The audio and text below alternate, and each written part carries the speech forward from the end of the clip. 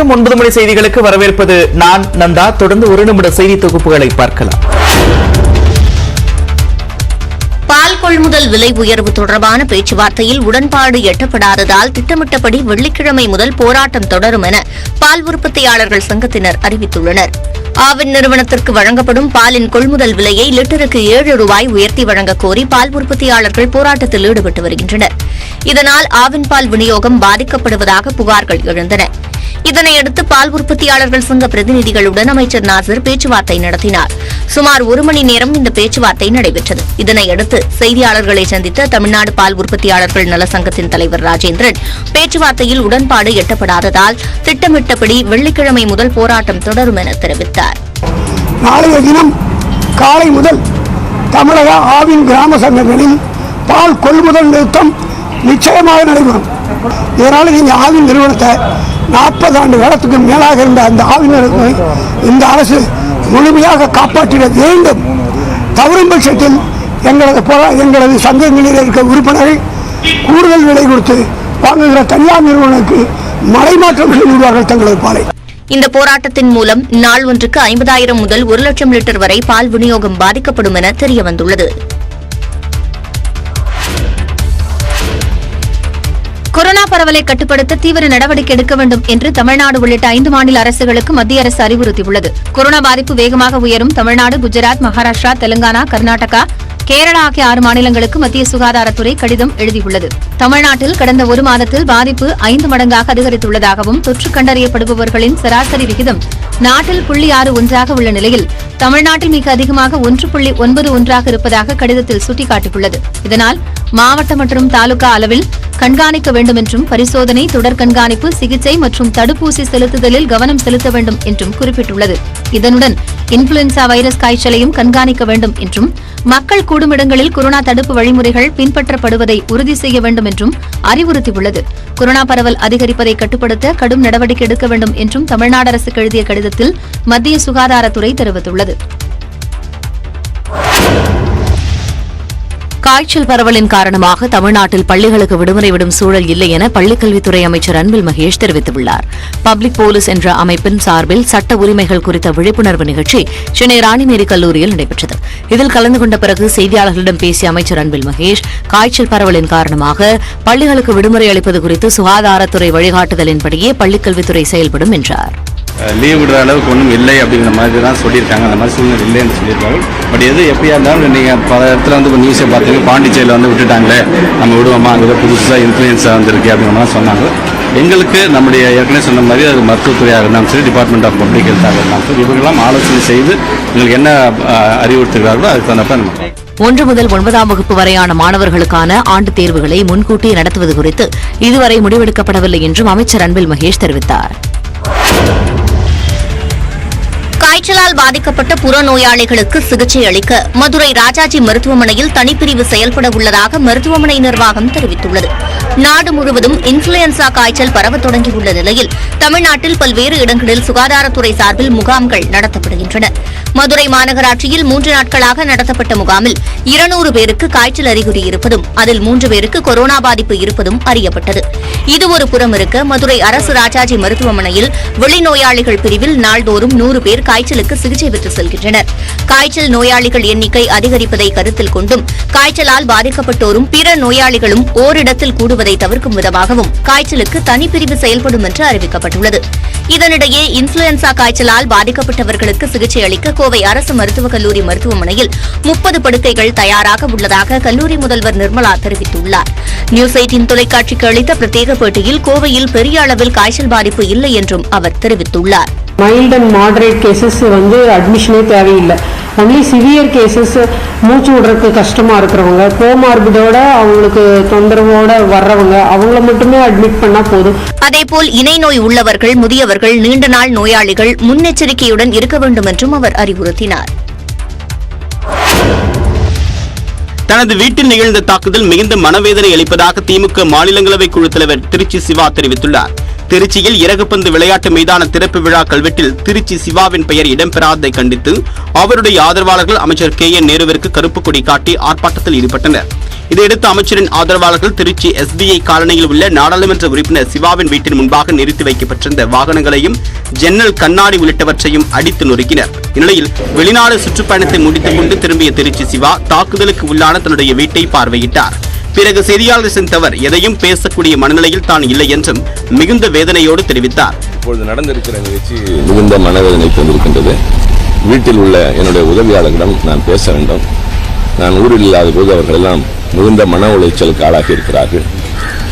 என்னோடு இந்த சில நண்பர்கள் 65 வயதானவர்கள் எல்லாம் காயப்பட்டிருக்கிறார்கள். அதனால் நான் இப்போது எதையும் பேசுகிற மனநிலையில் இல்லை. மேலும் தன்னை விட கட்சிதான் முக்கியம் என்றும் திருச்சி சிவா கூறியுள்ளார். சொந்த கட்சியினரையும் அமைச்சர்களையும் கட்டுப்படுத்த முடியாமல் கையறு நிலையில் முதலமைச்சர் ஸ்டாலின் இருப்பதாக அதிமுக இடைக்கால பொதுச் செயலாளர் எடப்பாடி பழனிசாமி விமர்சித்துள்ளார். திருச்சி காவல் நிலையத்தில் தாக்குதல், காரைக்குடி பொள்ளத்தூர் டாஸ்மாக் கடை மீது பெட்ரோல் குண்டு வீச்சு, ராணிப்பேட்டையில் கஞ்சா போதை, ரவுடிகளின் நடமாட்டம் ஆகியவற்றை சுட்டிக்காட்டி அவர் அறிக்கை வெளியிட்டுள்ளார். அதிமுக ஆட்சியில் சட்டம் ஒழுங்கு சீராக இருந்ததாக குறிப்பிட்டுள்ள எடப்பாடி பழனிசாமி தற்போது தமிழ்நாட்டில் நடப்பது மக்கள் ஆட்சியா அல்லது ஜார் மன்னர் ஆட்சியா என கேள்வி எழுப்பியுள்ளார். சட்டம் ஒழுங்கை கட்டுக்குள் வைக்க இயலாத நிலையில் இருப்பதாக தமிழக அரசுக்கு கண்டனம் தெரிவித்துள்ள அவர் காவல் நிலையத்தில் தாக்குதல் நடத்தியவர்கள் மீது உரிய நடவடிக்கை எடுக்கவில்லை எனவும் குற்றம் சாட்டியுள்ளார். தொழில் நடத்துபவர்களை ஆளும் கட்சியினரும் சமூக விரோதிகளும் மிரட்டுவதாக குற்றம் சாட்டியுள்ள அவர் தலைமையின் கட்டுப்பாட்டில் கட்சியினர் இல்லை எனவும் ஆட்சியாளர்களின் கட்டுப்பாட்டில் அரசு ஊழியர்கள் இல்லை எனவும் குறிப்பிட்டுள்ளார். திமுக பொதுக்கூட்டங்களில் பொதுமக்களுக்கு இடையூறாக பேனர்கள், கட் அவுட்டுகள், பிளக்ஸ் போர்டுகள் வைப்பவர்கள் மீது கடும் நடவடிக்கை எடுக்கப்படும் என்று திமுக தலைமை எச்சரித்துள்ளது. திமுக அமைப்புச் செயலாளர் RS பாரதி வெளியிட்டுள்ள அறிக்கையில் தற்பொழுது ஒரு சிலர் முதலமைச்சர், அமைச்சர்கள் கலந்து கொள்ளும் பொதுக்கூட்டம் உள்ளிட்ட அனைத்து நிகழ்ச்சிகளிலும் பொதுமக்கள் முகம் சுளிக்கும் வகையில் banner, cut out, flex board வைத்திருப்பது கவனத்திற்கு கொண்டுவரப்பட்டுள்ளதாக கூறியுள்ளார். திமுக பொதுக்கூட்டங்கள், நிகழ்ச்சிகள் எதிலும் பொதுமக்களுக்கு சிரமம் கொடுக்கும் வகையிலும் போக்குவரத்திற்கு இடையூறு ஏற்படுத்தும் விதத்திலும் பேனர்கள், கட் அவுட்டுகள், பிளக்ஸ் போர்டுகள் வைக்கக்கூடாது என்று கேட்டுக் கொண்டுள்ளார். பொதுக்கூட்டம் அல்லது நிகழ்ச்சி நடக்கும் இடத்தில் 1 அல்லது 2 பேனர்கள் விளம்பரத்திற்காக உரிய அனுமதி பெற்று பாதுகாப்பாக வைக்கலாமே தவிர சாலை மற்றும் தெரு நெடுகிலும் இருசக்கர வாகனம் உள்ளிட்ட அனைத்து வாகன ஓட்டிகளுக்கும் மக்களுக்கும் பேரிடர் ஏற்படும் வகையில் வைக்கக்கூடாது என்றும் அறிவுறுத்தியுள்ளார். இதனை மீறுவோர் மீது கடும் நடவடிக்கை எடுக்கப்படும் என்றும் RS பாரதி தெரிவித்துள்ளார். லண்டனில் ராகுல் காந்தியின் பேச்சு, அதானி குழும விவகாரம் தொடர்பாக ஆளுங்கட்சி மற்றும் எதிர்க்கட்சிகளுக்கிடையே ஏற்பட்ட கடும் அமளி காரணமாக தொடர்ந்து 4வது நாளாக நாடாளுமன்றம் முடங்கியது. நாடாளுமன்ற பட்ஜெட் கூட்டத்தொடரின் 2வது அமர்வு கடந்த 13ஆம் தேதி தொடங்கியது. கூட்டத்தொடர் தொடங்கியதிலிருந்தே அதானி விவகாரம் தொடர்பாக எதிர்க்கட்சிகளும் ராகுல் காந்தியின் லண்டன் பேச்சு தொடர்பாக ஆளும் கட்சியினரும் நாடாளுமன்றத்தின் இரு அவைகளிலும் அமளியில் ஈடுபட்டு வருகின்றனர். இந்நிலையில் 4வது நாளான வியாழக்கிழமை காலை 11 மணிக்கு மக்களவை கூடியதும் சபாநாயகர் ஓம் பிர்லா பேச தொடங்கினார். அப்போது அதானி விவகாரம் குறித்து நாடாளுமன்ற கூட்டுக்குழு விசாரணை நடத்த கோரி எதிர்க்கட்சிகள் முழக்கம் எழுப்பி அமளியில் ஈடுபட்டனர். உடனே லண்டனில் ஜனநாயகம் குறித்து பேசியதற்கு ராகுல் காந்தி மன்னிப்பு கேட்க வேண்டும் என்று வலியுறுத்தி ஆளும் கட்சி உறுப்பினர்கள் அமளியில் ஈடுபட்டதால் அவை நடவடிக்கை முடங்கியது.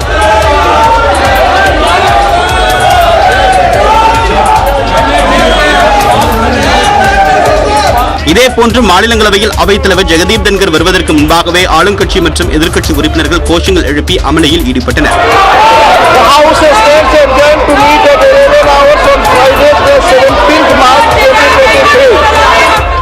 தொடர் அமளியால் நாடாளுமன்றத்தின் இரு அவைகளும் நாள் முழுவதும் ஒத்திவைக்கப்பட்டன. அதானி குழும விவகாரம் தொடர்பாக நாடாளுமன்ற வளாகத்தில் காங்கிரஸ், திமுக உள்ளிட்ட எதிர்க்கட்சி உறுப்பினர்கள் கையோடு கைகோர்த்து போராட்டம் நடத்தினர். அதானி நிறுவனம் இந்திய பங்குச் சந்தைகளில் மோசடி செய்ததாக அமெரிக்காவின் ஹிண்டன்பர்க் அறிக்கை வெளியானது முதலே எதிர்க்கட்சிகளின் போராட்டம் தொடங்கியது. இது தொடர்பாக நாடாளுமன்ற கூட்டுக்குழு விசாரணை தேவை என வலியுறுத்தி எதிர்க்கட்சிகள் தினந்தோறும் இரு அவைகளிலும் அமளியில் ஈடுபட்டு வருகின்றனர். இந்த சூழலில் நாடாளுமன்ற வளாகத்தில் உள்ள காந்தி சிலை முன்பு எதிர்க்கட்சி உறுப்பினர்கள் அதானி விவகாரத்தில் நாடாளுமன்ற கூட்டுக்குழு விசாரணை வேண்டும் என வலியுறுத்தி மனித சங்கிலி போராட்டத்தில் ஈடுபட்டனர்.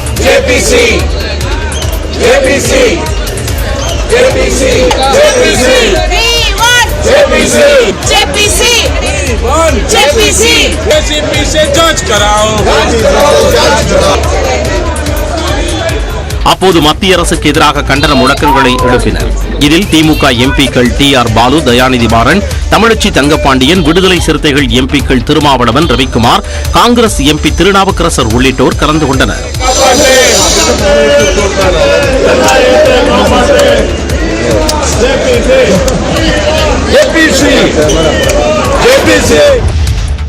இந்திய ஜனநாயகம் செயல்பட்டிருந்தால் தன்னை நாடாளுமன்றத்தில் பேச அனுமதி வழங்கியிருப்பார்கள் என்று லண்டனில் நாட்டை பற்றி தரக்குறைவாக பேசவில்லை என்று காங்கிரஸ் எம்பி ராகுல் காந்தி விளக்கம் அளித்துள்ளார்.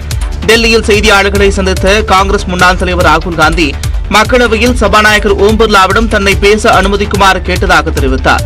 வரும் நாட்களில் தன்னை பேசுவதற்கு அனுமதி வழங்குவார் என்று நம்புவதாகவும் கூறினார். பிரதமர் மோடிக்கு அதானி விவகாரத்தை எதிர்கொள்வதில் அச்சமிருப்பதாக கூறிய ராகுல், பிரதமர் மோடிக்கும் தொழிலதிபர் அதானிக்கும் என்ன உறவு என கேள்வி எழுப்பினார். லண்டனில் நாட்டை பற்றி தரக்குறைவாக எதுவும் பேசவில்லை எனவும் தனது பேச்சை திசை திருப்பி அதானி விவகாரத்தை மூடி மறைக்க மத்திய அரசு முயல்வதாகவும் ராகுல் காந்தி குற்றம் சாட்டினார். It is my right to have the opportunity. It's my democratic right. So if Indian democracy was functioning, I would be able to say my piece in parliament. Adani பயன்பெற வேண்டும் என்பதற்காகவே விதிகள் திருத்தப்பட்டதாகவும் ராகுல் காந்தி குற்றம் சாட்டியுள்ளார். தொடர்ந்து ஒரு நிமிட செய்தி தொகுப்புகளை பார்க்கலாம். புலம்பெயர் தொழிலாளர்கள் தொடர்பான சர்ச்சை ஓய்வதற்குள் சேலம் மாவட்டத்தில் பீகாரைச் சேர்ந்த ஒருவர் சடலமாக கண்டெடுக்கப்பட்டது அதிர்ச்சியை ஏற்படுத்தியுள்ளது. ஹிந்தி மொழி பேசியதற்காக புலம்பெயர் தொழிலாளர்கள் தமிழ்நாட்டில் கொல்லப்பட்டதாக பரவிய போலி வீடியோக்களால் நாடு முழுவதும் பதற்றம் ஏற்பட்டது. இந்த பதற்றம் மெல்ல மெல்ல தணிந்து வரும் நிலையில் சேலம் மாவட்டம் செவ்வாய்ப்பேட்டையில் நிகழ்ந்துள்ள சம்பவம் மேலும் பதற்றத்தை அதிகரித்துள்ளது. அதன்படி செவ்வாய்ப்பேட்டை லாரி மார்க்கெட் பின்புறத்தில் தண்டவாளம் அருகே 40 வயது மதிக்கத்தக்க இளைஞர் சடலமாக கிடப்பதாக காவல்துறைக்கு தகவல் கிடைத்தது. அதன் பேரில் நிகழ்விடத்திற்கு சென்ற காவல்துறையினர் உடலை கைப்பற்றி விசாரணை மேற்கொண்டனர். விசாரணையில் சடலமாக கண்டெடுக்கப்பட்டவர் பீகார் மாநிலம் பட்னாவைச் சேர்ந்த தோரஸ் அன்சாரி என்பது தெரியவந்தது. செவ்வாய்ப்பேட்டையில் உள்ள பருப்பு ஆலையில் தோரஸ் அன்சாரி பணியாற்றி வந்துள்ளார். வேலைக்கு சென்று வீடு திரும்பிய நிலையில் அவர் உயிரிழந்திருப்பது தெரியவந்துள்ளது. தோரஸ் அன்சாரி உயிரிழந்ததற்கான காரணம் குறித்து காவல்துறையினர் விசாரணை நடத்தி வருகின்றனர்.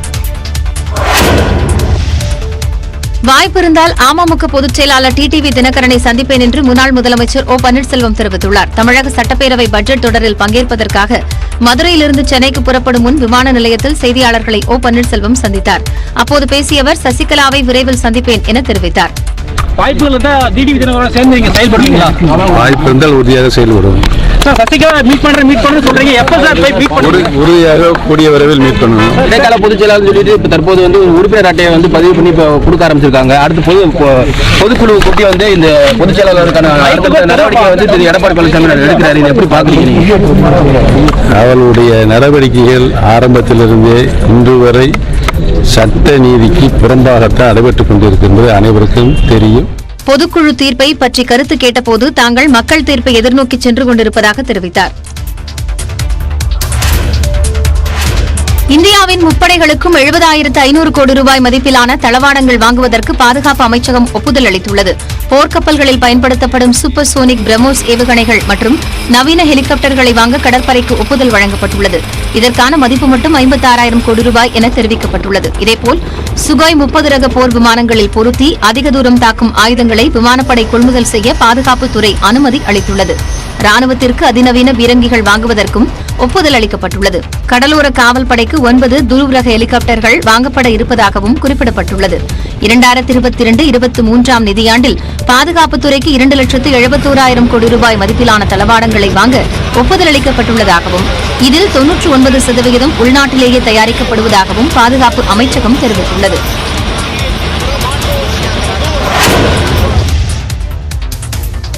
அருணாச்சல பிரதேசத்தில் ராணுவ ஹெலிகாப்டர் விழுந்து விபத்துக்குள்ளானதில் 2 விமானிகள் உயிரிழந்தனர். அருணாச்சல பிரதேசம் அருகே உள்ள சிங்கி கிராமத்திலிருந்து இந்திய ராணுவத்திற்கு சொந்தமான சீட்டா ஹெலிகாப்டர் மிசாமாரி நோக்கி சென்றது. அப்போது சுமார் 9:15 மணியளவில் போம்டிலா பகுதியில் ஹெலிகாப்டர் பறந்து கொண்டிருந்த போது கட்டுப்பாட்டு அறையுடன் தொடர்பு துண்டிக்கப்பட்டதாக கூறப்படுகிறது.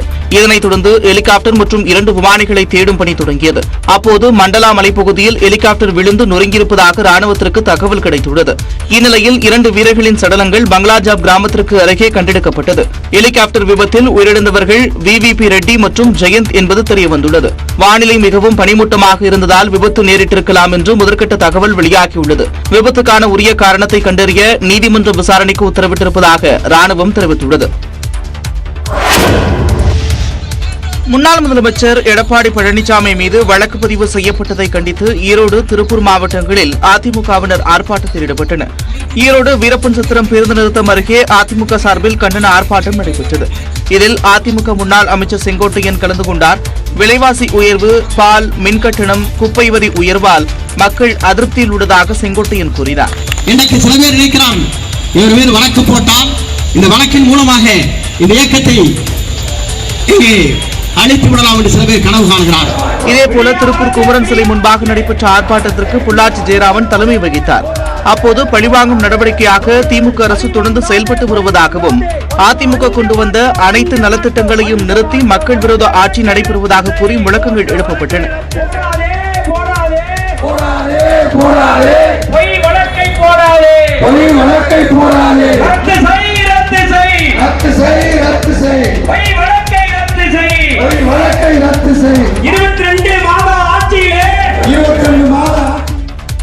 அண்மை செய்திகளுக்கு இணைந்திருங்கள். இது நியூஸ் 18 தமிழ்நாடு.